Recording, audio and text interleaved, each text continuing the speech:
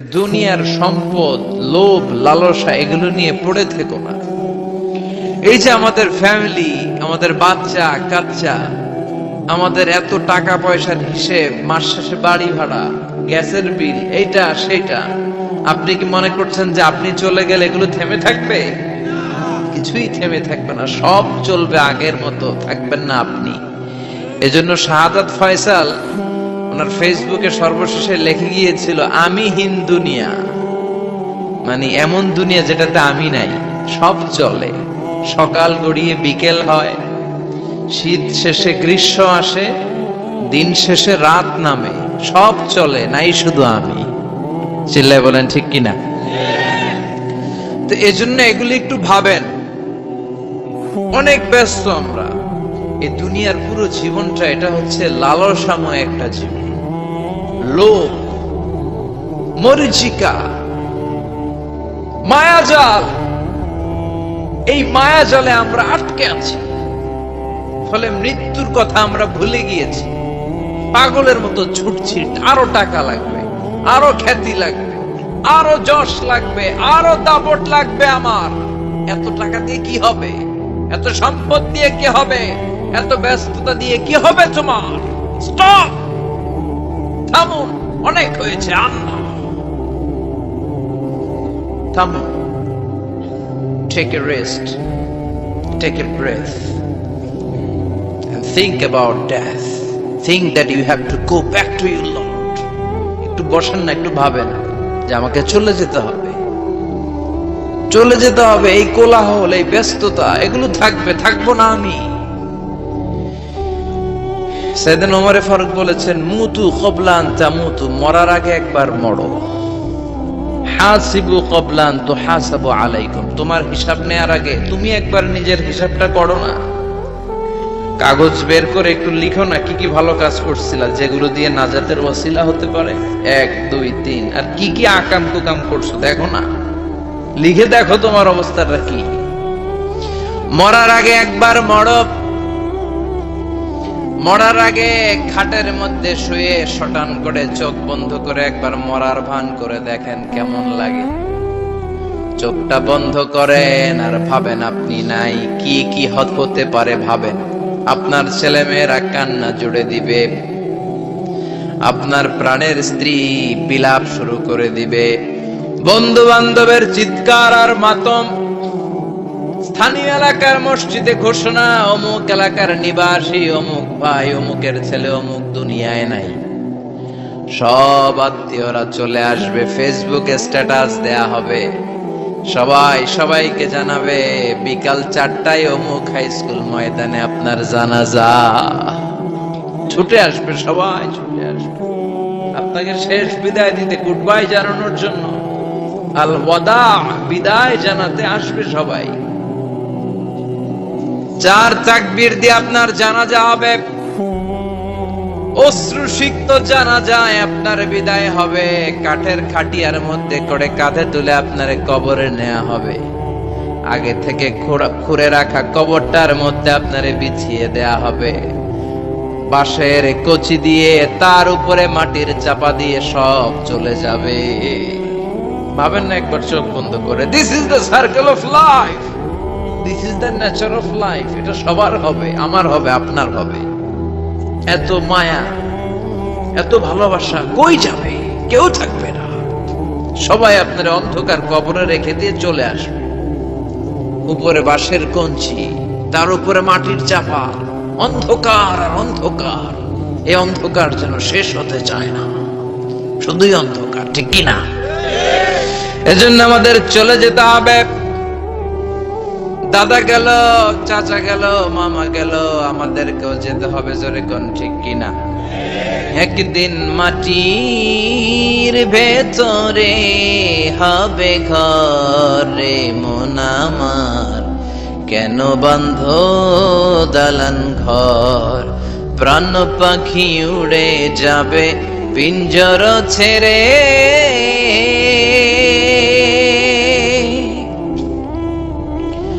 ধরা ধামে সবই রবে, তুমি যাবে চলে, বন্ধু বান্ধব যত, মাতা পিতা দ্বারা সুত, সবই হবে তোমার পরে। মন আমার কেন বান্ধ দালান ঘর, একদিন মাটির ভেতরে হবে ঘর রে। মন আমার কেন বান্ধ দালান ঘর, ঠিক কিনা? সব পরে থাকবে, চলে যেতে হবে আমাদেরকে।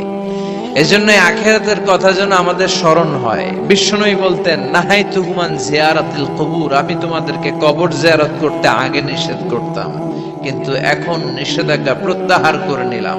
এখন সব সময় তোমরা কবরের সামনে যাবা আর জিয়ারত করবা। কবরস্থানে যান, ওদিকে যান, আপনারা একটু যাবেন, একটু গেলে আখিরাতের কথাটা স্মরণ হবে। ওখানে ছোট শিশুরা শুয়ে আছে, কিশোর যুবকরা আছে, আপনার মতো তাগড়া যুবক মুরব্বীরা আছে। এরা এই এলাকায় থাকতো, এরা আকাশ থেকে নেমে আসে না, এই এলাকার সন্তান আজ নাই। একটা সার্টেন পিরিয়ড শেষে আপনিও থাকবেন না। This is the nature of life, this is the circle of life. ছোট্ট শিশু হয়ে এসেছিলেন, শৈশব, কৈশোর, যৌবন, প্রৌঢ়ত্ব। আগে ছিলেন সিঙ্গেল, বিয়ে করে হয়ে গেলেন ডবল। এরপরে আল্লাহ আপনাকে একটা মেয়ে দিল, এরপরে মেয়েকে বিয়ে দিয়ে শ্বশুর হলেন, এরপরে ওই মেয়ের ঘরে সন্তান হতে নানা হলেন। আর কতদিন? অনেক দিন হলো তো, অনেক লম্বা সময় পেয়েছেন আপনি। Think about death. এবার যাওয়ার কথা ভাবেন, আখিরাতের সামানের কথা ভাবেন, ফিরে যেতে হবে। কি শক্তিশালী যুবক! বার্ধক্য চলে আসলে লাঠি ছাড়া চলতে পারে না।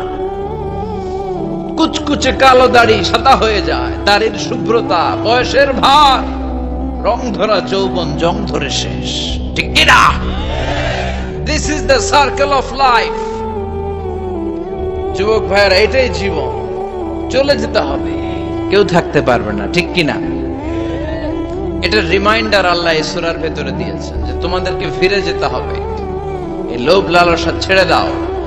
রব্বুল আলামিন বলেন, আলহাকুমুত তাকাসুর হাত্তা যুরতুমুল মাকাবির। ও গোলাম, দুনিয়ার সম্পদ, লোভ লালসা তোদেরকে পাগল বানিয়ে দিয়েছে।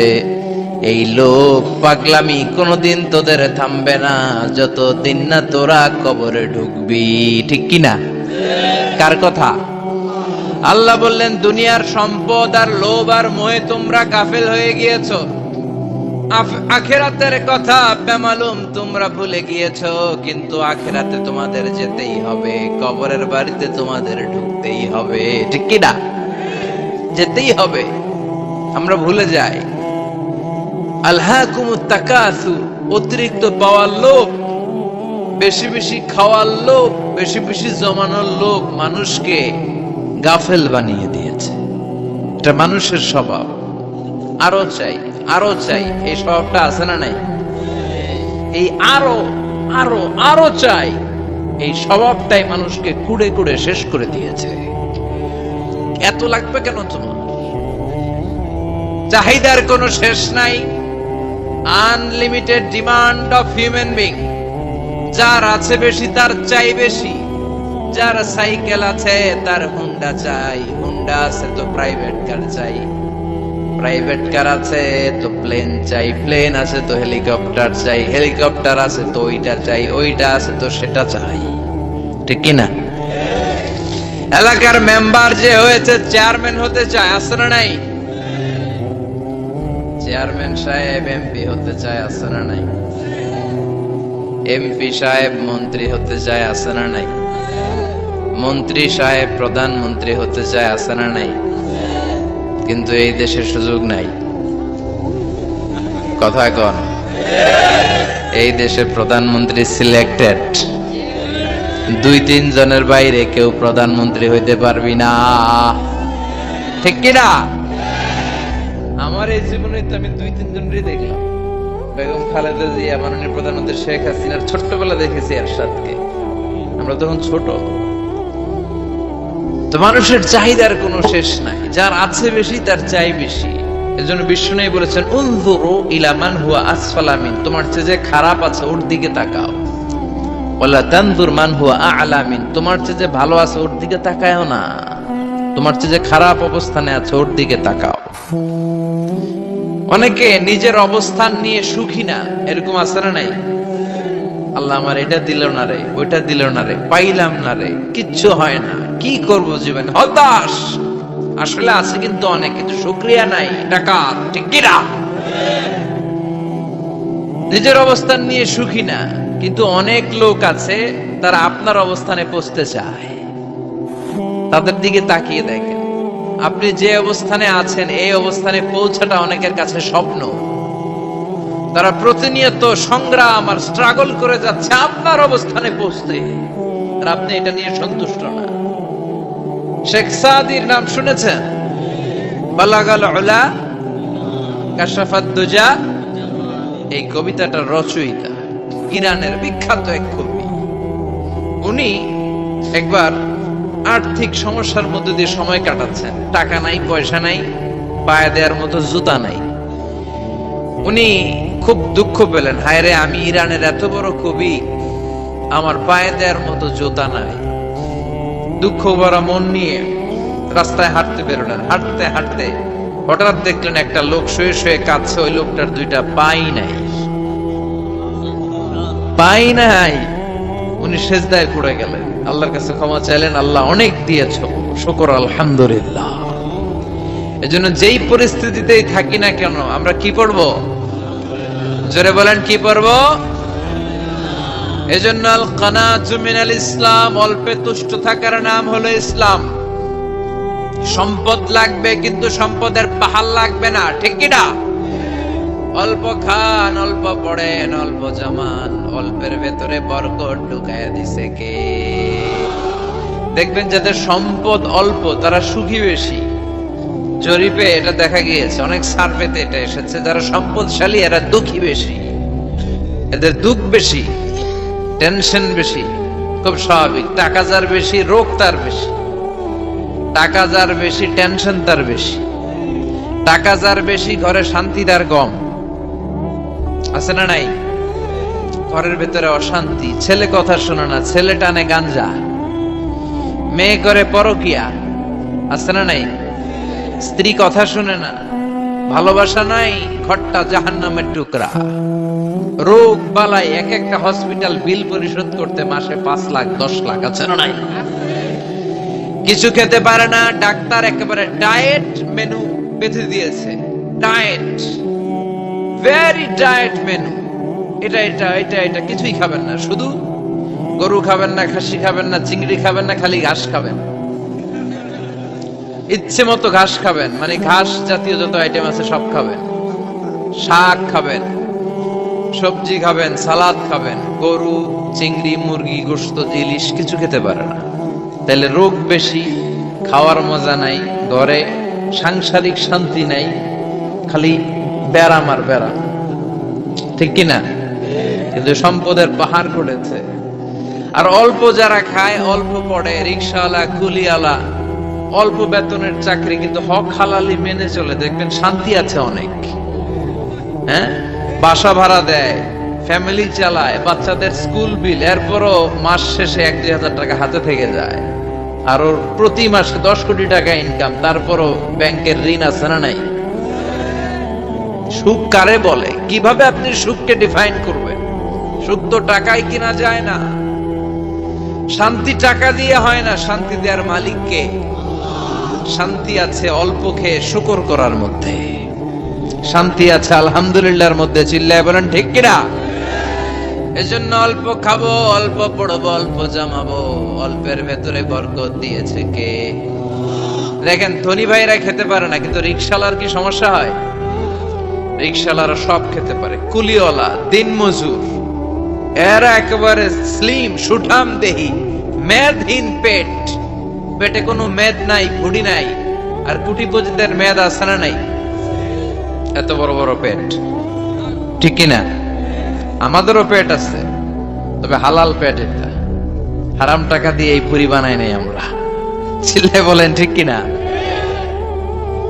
রিকশাওয়ালা, কুলিওয়ালা নিজেও নামাজ পড়ে, বউও নামাজ পড়ে, বাচ্চাটাও নামাজ পড়ে, রিকশা চালায় আর জিকির করে লা ইলাহা।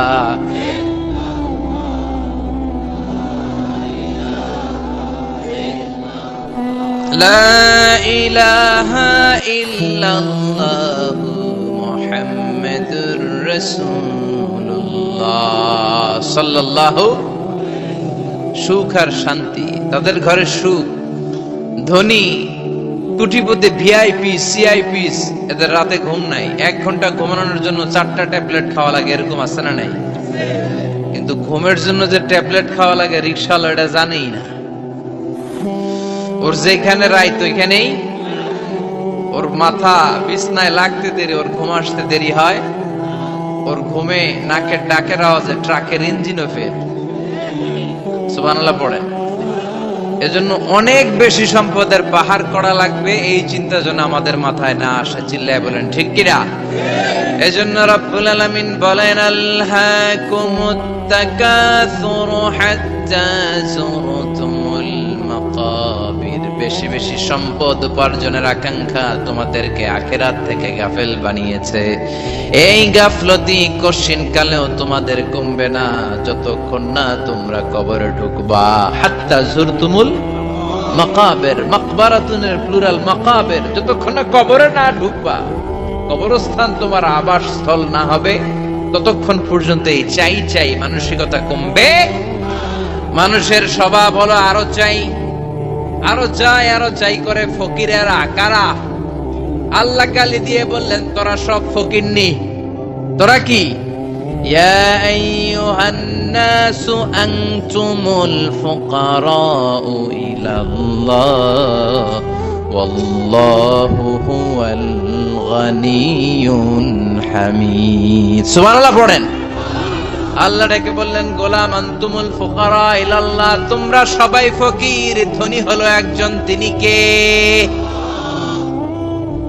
আল্লাহ শুধু ধনী, আর মানুষের স্বভাব হচ্ছে আরো চাই, আরো চাই। ওর 2 তলা বিল্ডিং, আমার 3 তলা লাগবে, ওর 2টা গাড়ি আছে, আমার 3টা লাগবে, আছে না নাই? বিশ্বনবী বললেন কিয়ামতের আগ দিয়ে মানুষের মধ্যে আকাঙ্ক্ষায় প্রতিযোগিতা বেড়ে যাবে, প্রতিযোগিতামূলক টেন্ডেন্সি। কার চেয়ে কে বড় হতে পারে, কার চেয়ে কে বেশি টাকার পাহাড় বানাতে পারে, আছে না নাই? বিশ্বনবী বললেন ওয়া আনতারাল হুফাতাল উরাতাল আলাতা রিয়া আশ-শাইয়াতা তাওয়ালুনা ফিল বুনিয়ান। কিয়ামতের আগে এমন কিছু লোক যাদের গায়ে দেওয়ার মতো জামা ছিল না, পায়ে দেওয়ার মতো জুতা ছিল না, পেটে দেওয়ার মতো খাবার ছিল না, সমাজের কেউ তাদেরকে চিনত না। হঠাৎ করে এই লোকগুলো ধনী হয়ে যাবে। And they will start to construct, they will compete to construct high rises building in the cities. শহরে গ্রামে এরা বড় বড় বিল্ডিং বানানো শুরু করবে। এই উঁচা উঁচা বিল্ডিং আমাদের সমাজে আছে না নাই? কৃষ্ণপুরে 2 তলা 3 তলা বিল্ডিং আছে নি? আছে। আজ থেকে 20 বছর আগে ছিল। আমি তো 20 বছর আগে যখন আসছি কিছুই ছিল না, খালি পানি আর পানি। আর এখন 2 তলা 3 তলার অভাব নেই। গরিপুর পাশে না আপনাদের? এদিকে গরিপুর, গরিপুরে যে বিল্ডিং আছে বাংলাদেশেও নাই, ঠিক কি না? সারা বাংলাদেশের সবচেয়ে দামি জায়গা হচ্ছে গরিপুর বাজারের জায়গা, জানেন এটা? বসুন্ধরা, গুলশান, বনানী, বাড়িধারা, উত্তরার 3-4 ডবল দাম এই জায়গার, ঠিক কি না? বিল্ডিং এর পর বিল্ডিং। আমি যখন ঢাকা যাই দেখি গরিপুর আসতেছে, মানে গরিপুরের বিল্ডিং আর শহরগুলো আস্তে আস্তে হাইওয়ের পাশাপাশি চলে আসতেছে। প্রতি বছর এসে দেখি কিছু আগাইছে, 2-3 বছর পরে এইটা একেবারে হাইওয়ের সাথে চলে আসবে। খেয়াল করছেন? ঢাকা যাওয়ার সময় গরিপুর আগাইতেছে, খালি গরিপুরের বিল্ডিং, গরিপুরের শহর আগাতে আগাতে আগাতে ঢাকা চট্টগ্রাম মহাসড়কের কাছাকাছি চলে আসছে। এই যে বিল্ডিং বানানোর প্রতিযোগিতা, কুমিল্লা শহরে আজ থেকে 20-25 বছর আগে 5 তলা 6 তলা একটা বিল্ডিং ছিল না, এখন 10 তলা 20 তলা আছে না নাই? ঢাকায় আজ থেকে 20 বছর আগে 10 তলা বিল্ডিং খুঁজে পাইতেন আপনি? নাই। গোটা বিশ্বব্যাপী এখন টাওয়ার বানানোর প্রতিযোগিতা। বিশ্বনবী বললেন এদের কোনো টাকা ছিল না। পৃথিবীর সবচেয়ে বড় টাওয়ার এখন আরব দেশে, এদের কোনো টাকা ছিল না। আরব দেশের সৌদি আরব, কাতার, কুয়েত, বাহরাইন এখন স্বর্ণ আর তেলের খনি পেয়ে আল্লাহরে ভুলে যায়। এদের খাওয়ার মতো কিছু ছিল না। এদেরকে আমার দাদারে শুনতাম বলতো কাবলিওয়ালা বলতো। কি বলতো? এদেশে আসতো জায়নামাজ, তসবিহ ছড়া, খেজুর টেজুর বিক্রি করার জন্য। এরা জেলে পাড়ার লোক ছিল। আরব সাগরের তীরবর্তী এলাকার মানুষ, সাগরের মাছ মেরে এরা জীবন ধারণ করতো। আল্লাহ এদেরকে তেলের খনি দিলেন, গ্যাসের খনি দিলেন। এখন তারা বড় বড় টাওয়ার বানায়। আছে না নাই? বুর্জ আল খলিফা, কি উঁচা বিল্ডিং, 828 মিটার উঁচু। জেদ্দা আছে 1000 মিটার উঁচু কিংডম টাওয়ার। তাইওয়ানে আছে তাইপেডাং টাওয়ার, 101 তলা। মালয়েশিয়া আছে পেট্রোনাস টুইন টাওয়ার, 88 তলা। চায়নাতে আছে সাংহাই টাওয়ার, একটার পর একটা টাওয়ার। প্রতি বছর অ্যানাউন্স করতেছে যে ওদেরটা হচ্ছে আমাদেরটা বড় বানানো। কাতার কয় ওরা বানাইলে আমরা পারব না কেন, আমরা বানাবো আরো বড়। আছে না নাই? শাগালাত কুমুত তাকাসুর, যে আরো লাগবে, আরো বড় হতে হবে, টেন্ডেন্সি মানুষকে আখিরাত থেকে একেবারে গাফেল বানিয়ে দিয়েছে। চিল্লায় বলেন ঠিক কি না? টাকার পাহাড় বানাতে চায়, দরকার থাকলেও চায়, না দরকার থাকলেও চায়। বর্তমান পৃথিবীর সবচেয়ে ধনী লোকটার নাম জানেন?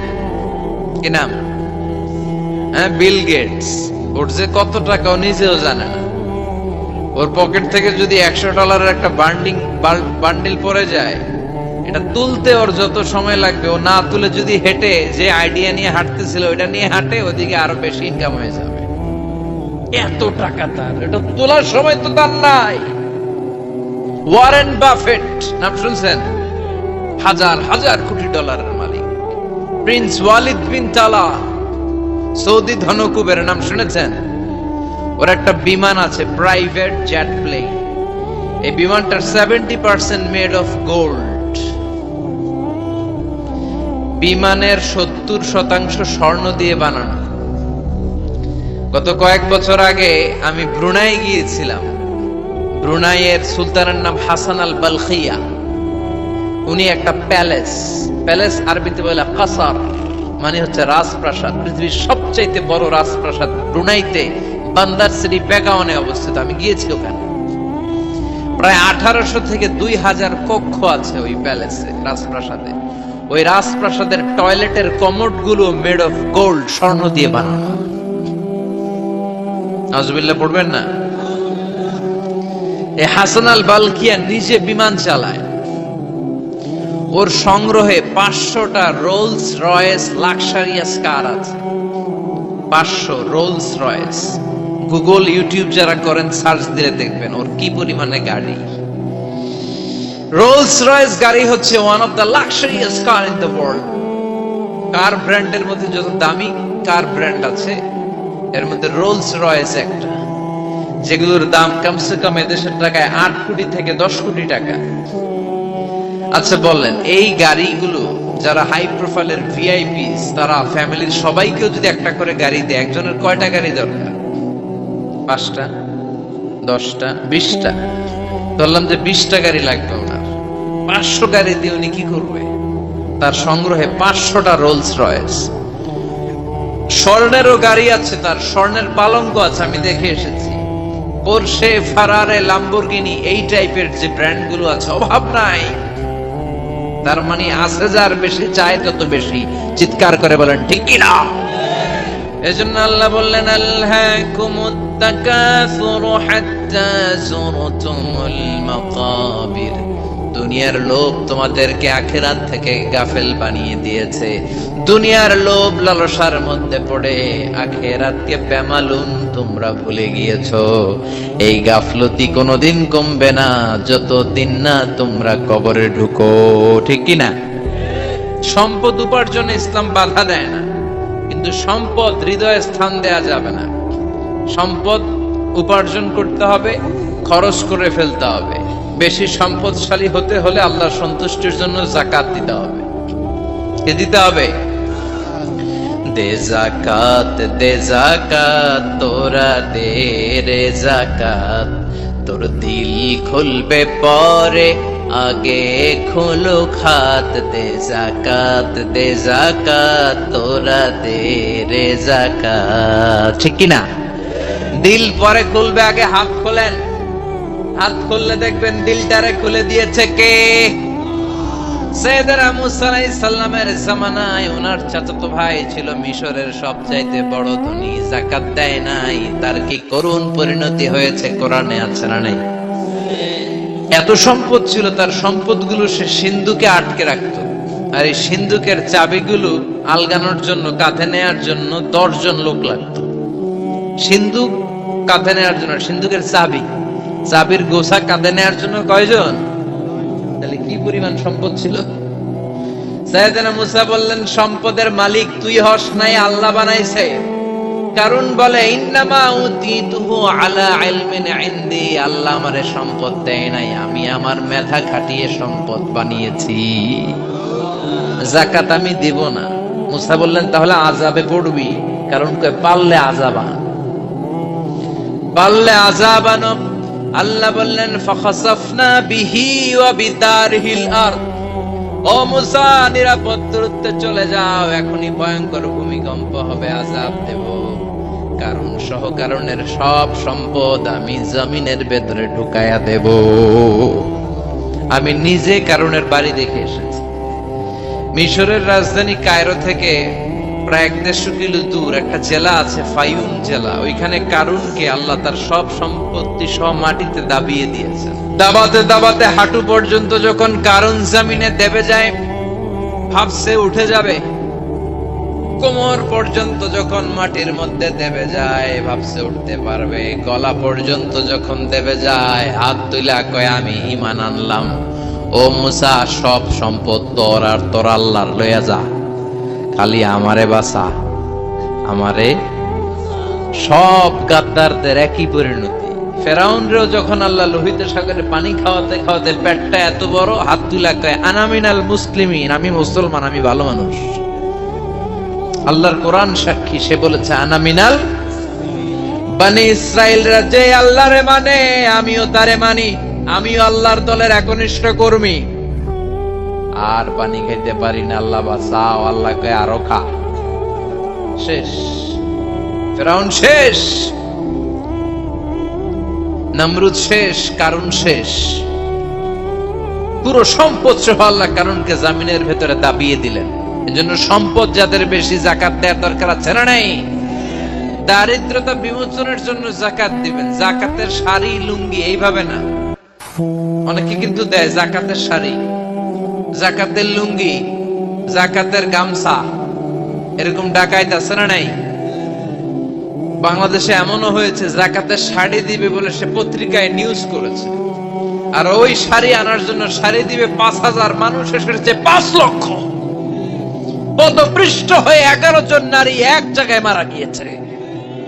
কিয়ামতের দিন আল্লাহ বিচারের কাঠগড়ায় এই বিজনেস ম্যাগনেটকে দাঁড়িয়ে সেদিন জিজ্ঞাসা করবে যে কেন তুই এদেরকে কষ্ট দিয়েছিলি? চিল্লা এখন ঠিক কিনা? এদের মৃত্যুর দায়ভার এই শিল্পপতি এড়াতে পারবে না। যাকাতের শাড়ি, যাকাতের লুঙ্গি বিতরণের জন্য আল্লাহ তোমারে ধনী বানায় নাই। ধনীদের দায়িত্ব হলো গরিবের হাতে সম্পদ পৌঁছে দেয়া। ও ফি আমওয়ালিহিম হাক্কুন লিসাইলি ওয়াল মাহরুম। গরিব আমার কাছ থেকে সম্পদ আর যাকাত নিয়ে সে আমার প্রতি করুণা করেছে। আমি যাকাত দেই বলে আমি কোনো দয়া দেখাই নাই। কথা বুঝতে পেরেছেন? আইডিয়াটা ক্লিয়ার করে নেন। যাকাত দেয়া আমার জন্য কি? কথা বলেন। ফরজ। আর যে যাকাত নেয় তার জন্য যাকাত খাওয়া কি ফরজ? আমি গরিব মানুষ, আমি যাকাত খাবো না, না খাইয়া থাকুম, রোজা রাখুন। কথা কন। আমার যে যাকাত নেওয়া লাগবে এমন কোনো কথা নেই, কিন্তু আমি যে ধনী আমার দিতেই হবে, এটা ফরজ। তার মানে আমি দিয়ে আমি দয়া করি নাই, ও নিয়ে আমারে বাঁচাইয়া দয়া করে গেছে। চিৎকার করে বলো ঠিক কিনা? ইসলাম বলে রাস্তার এক পাশে 5 তলা আর এক পাশে গাছতলা, এটার নাম ইসলাম না। ওয়া ফি আমওয়ালিহিম হাক্কুন লিসাইলি ওয়াল মাহরুম, খেটে খাওয়া মানুষ, সুবিধা বঞ্চিত মানুষদের দ্বারে যে তুমি যাকাতের টাকা পৌঁছে দাও।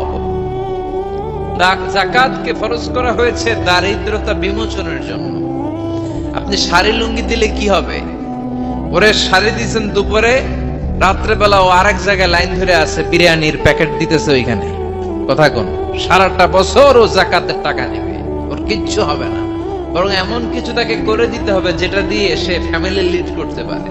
একটা সিএনজি কিনে দেন, ওই ফ্যামিলিতে কোনো যুবক থাকলে সিএনজি চালায়া, অটো চালায় ফ্যামিলিটারে চালাবে।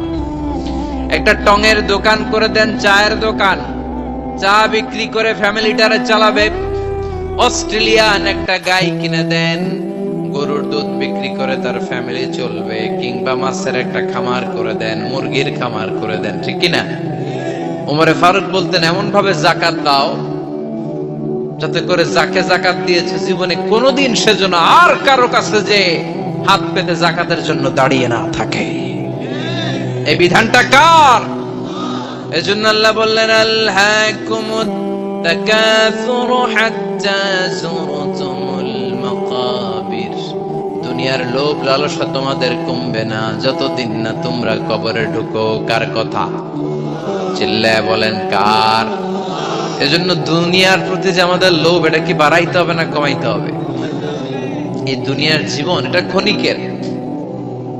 আমাল হায়াতুদ দুনিয়া ইল্লা মাতাউল গুরুর, এটা ভোগের সামগ্রী, আজ আছে কাল না, এটা হাতের ময়লা। দুনিয়ার এই জীবনের দৃষ্টান্ত হচ্ছে 4টা স্বর্ণের টুকরা আর 3টা লাশের মতো। স্বর্ণের টুকরা 4টা, চিৎকার করে বলেন তো কয়টা? লাশ 3টা, জোরে বলেন কয়টা?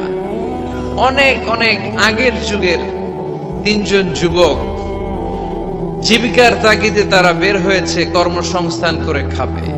প্রতিমধ্যে তারা গুপ্তধন পেয়েছে, স্বর্ণের বার পেয়েছে, তো বড় বড় 4টা পেয়ে তারা মহা খুশি। আমাদের আর কাজ করা লাগবে না, এগুলো বেচে আজীবন খাবো, সুখে থাকবো।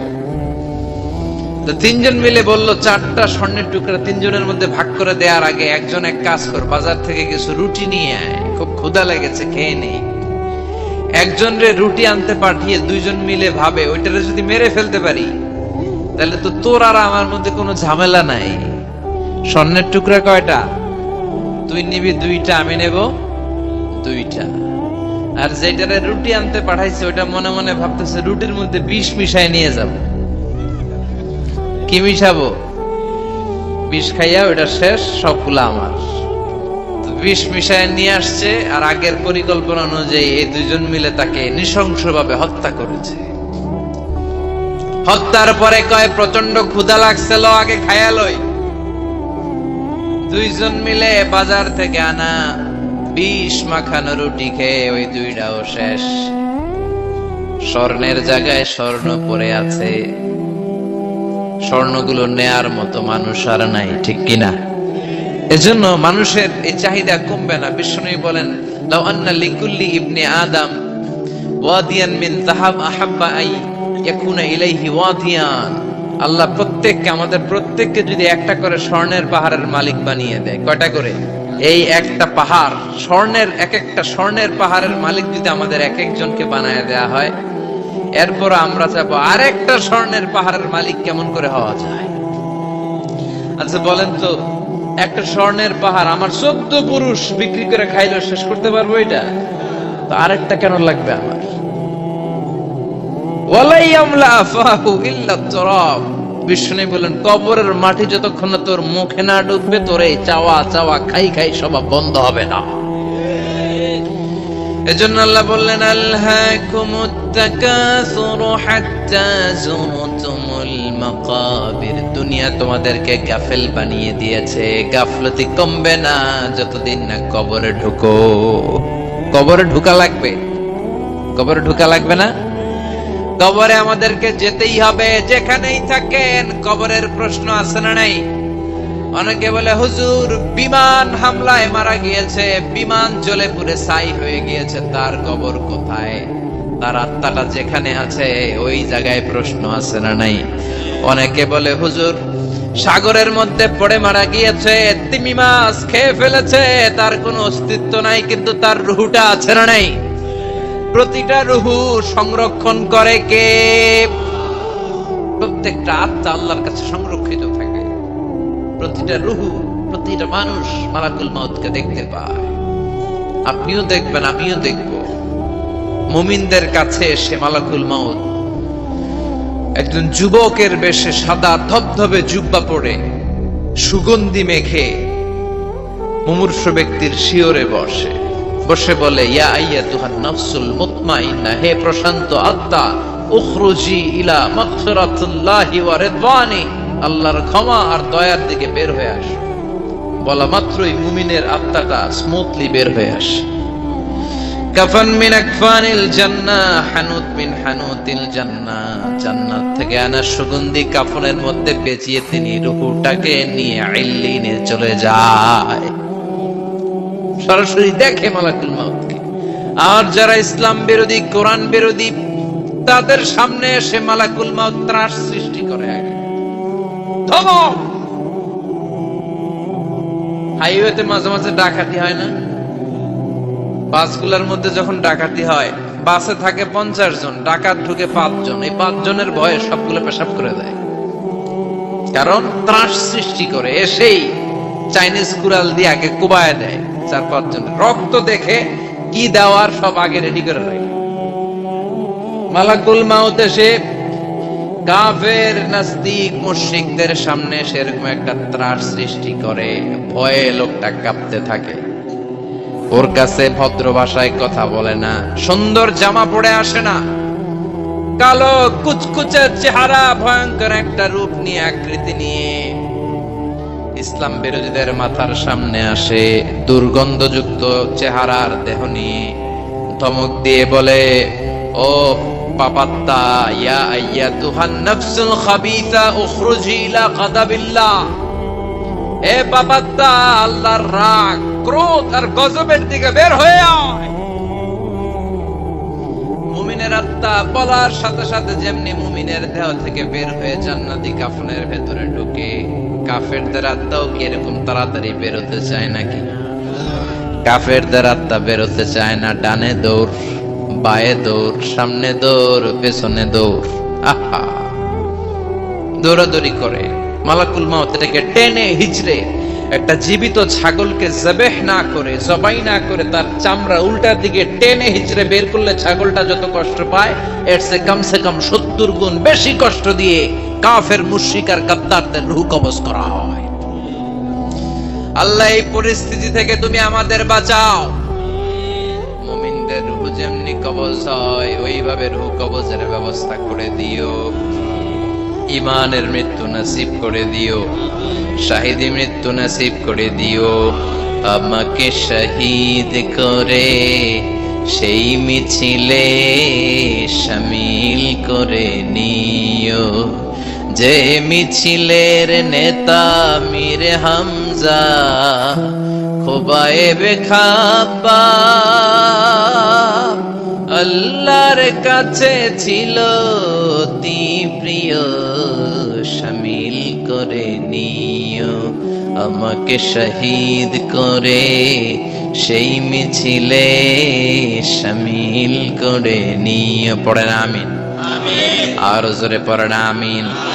তার মানে বিমান দুর্ঘটনায় হোক, কিংবা লঞ্চ ডুবিতে হোক, কিংবা আগুনে পড়ে হোক, কিংবা আত্মঘাতী হামলায় হোক, যে যেখানেই মারা যায়, কবরের 3টা প্রশ্ন তার জন্য আছে না নাই? ইসলাম বিরোধীদের জন্য প্রশ্ন 3টা, আপনারা যারা মুমিন তাদের জন্য 4টা, আপনাদের জন্য একটা বেশি। আলহামদুলিল্লাহ। কোন কবরে এসে প্রথম প্রশ্ন করবে, মুনকার নাকির যখন চলে আসবে, 40 কদম যখন আত্মীয় স্বজনরা লাশটাকে কবরের মধ্যে দিয়ে 40 কদম চলে যায়, তখনই ফেরেশতা চলে আসে। আহা, শেষ, সব শেষ। এসেই পরীক্ষা শুরু। মার রব্বুক, তোর রবের নাম কি? চিল্লায় বলেন, আমাদের রবের নাম কি? আমরা বলবো রব্বি আল্লাহ, আল্লাহ আমারে রব। দমে দমে তনু মনে তারি অনুভব। পড়েন, আল্লাহ আমার রব, তোমার দুনিয়াতে আমি যেদিকে তাকাই, অথই নেয়ামতে ডুবে আছি সবাই। পাখপাখালির গানে শুনি তাসবিহ কলরব, তাসবিহ কলরব, আল্লাহ আমার রব।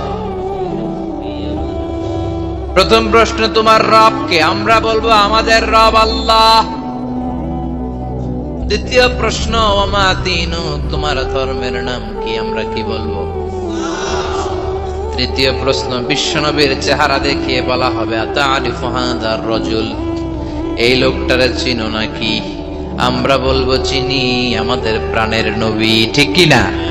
চাঁদের চেয়ে সুন্দর তুমি নবী আমার কামলিওয়ালা, দু জাহানের বাদশা তুমি প্যারা নবী সাল্লাল্লাহু আলা, চাঁদের চেয়ে সুন্দর তুমি নবী আমার কামলিওয়ালা, ঠিক কি না? তিনটা প্রশ্নের যথাযথ উত্তর যখন দিয়ে দিলেন, আপনার জন্য অতিরিক্ত আরেকটা প্রশ্ন করা হবে, ওয়ামা ইলমুক, তোমার নলেজ কি? তিনটা প্রশ্নের উত্তর যে তুমি করতে পারলা, কিভাবে পারলা, কেমনে জানলা? নকল করে বলছো নাকি জেনে বুঝে আসছো? নকল হয় না? নকল হয়? কৃষ্ণপুরে নকল নাই না? এখন মনে হয় এগুলো একটু কমছে। একটা সময় ছিল অনেক নকল হইতো, পাঞ্জাবের ভিতরে নকল, পকেটের নকল, টুপির ভিতরে নকল, মৌজার ভিতরেও নকল, এমনকি মেয়েরাও নকল করে পরীক্ষার হলে আসে না নাই? স্কেলের মধ্যে লিখে নিয়ে যায়, হাতের মধ্যে লিখে নিয়ে যায়, ওড়নায় লিখে নিয়ে যায়, কাপড়ে লিখে নিয়ে যায়, আসে না নাই? ফেরেশতারা বলবে নকল করছো নাকি? কেমনে জানলা? তিনটা প্রশ্নের উত্তর তুমি কেমনে বললা?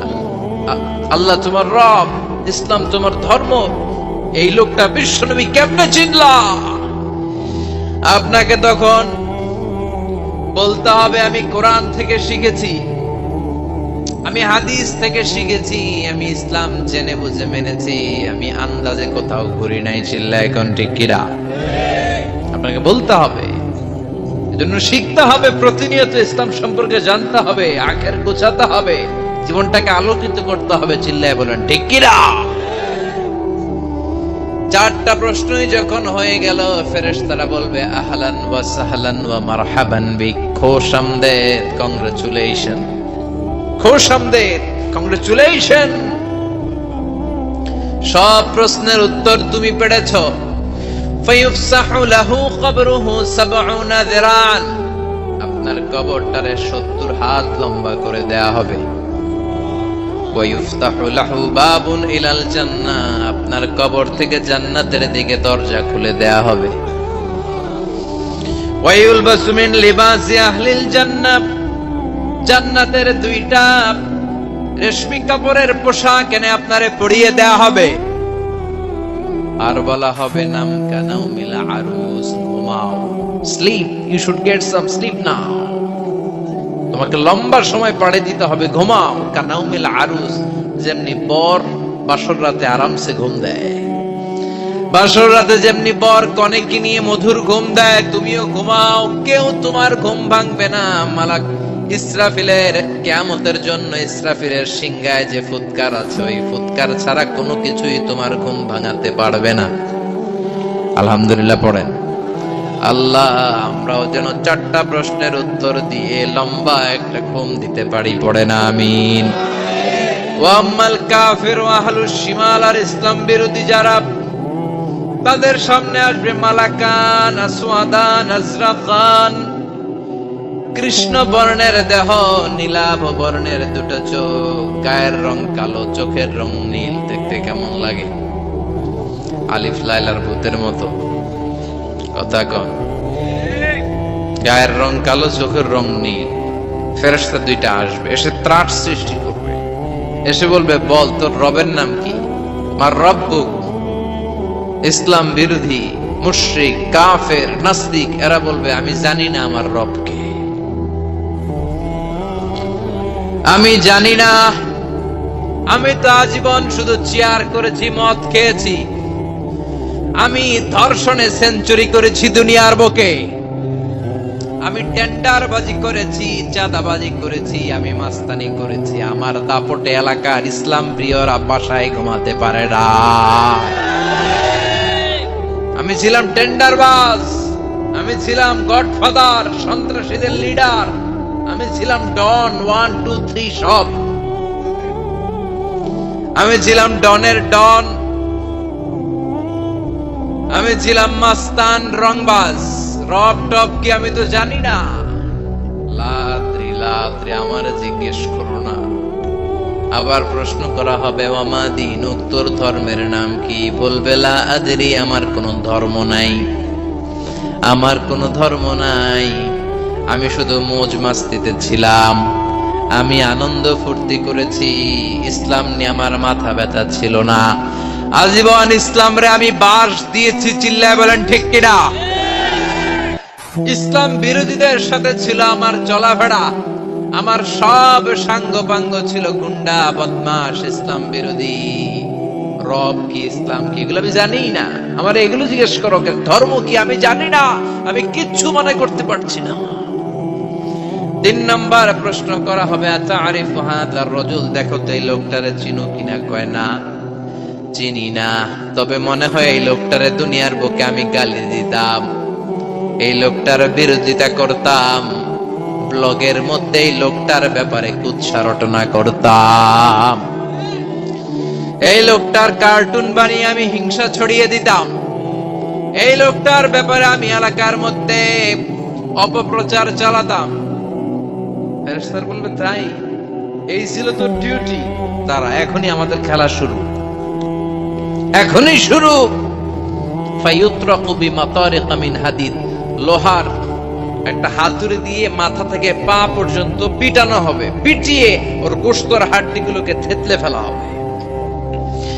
ওয়ায়ুকালু লিল আরদি ইলতাইমি, কবরের দুই পাশের মাটিরে বলা হবে এবার দুই দিক থেকে তোরা চাপ দে, চাপ দেয়া হবে, ধাক্কা ধাক্কি করেও সে সুবিধা করতে পারবে না। মাটি আস্তে আস্তে আস্তে আস্তে দেহের দুই দিকে লেগে এমন জোরে দুইটা চাপ দিবে, ফাতাখতালিফা আতলাউহু, তার ডান পাশের পাজরের হাড্ডি বাম দিকে ঢুকে যাবে, বাম দিকের হাড্ডি ডানে চলে যাবে। বিশ্বনবী বললেন এই হাতুড়ি দিয়ে পিটানোর শাস্তি, কবরের চাপ দেওয়ার শাস্তি চলতেই থাকবে হাত্তাল কিয়ামা, কিয়ামত পর্যন্ত। আল্লাহ কবরের শাস্তি থেকে আমাদের বাঁচাও। আমরা এই আযাব পেতে চাই না, আমরা যেন ঠিকভাবে কবরের 4টা প্রশ্নের উত্তর করে দিয়ে লম্বা ঘুম দিতে পারি। আল্লাহ তুমি তৌফিক দাও। এজন্য আল্লাহ বললেন গোলাম দুনিয়া নিয়ে পাগল হয়ে থেকো না, এই দুনিয়ার জীবন আসল জীবন নয়, আসল জীবন হলো কবরের জীবন। জোরে বলেন ঠিক কিনা?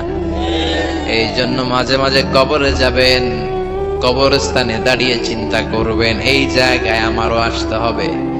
দিন যাবে, রাত আসবে, বৃষ্টি হবে, শীত আসবে, কেউ আমার দেখতে আসবে না, একা থাকতে হবে, একা, বড় একা, অন্ধকার, বড়ই অন্ধকার। ওই কবরের জীবনের সামান গোছানোর দরকার আছে না নাই? ওই কবরের সুখে শান্তিতে থাকতে চাইলে নামাজ পড়ার দরকার আছে না নাই? কোরআন পড়ার দরকার আছে না নাই?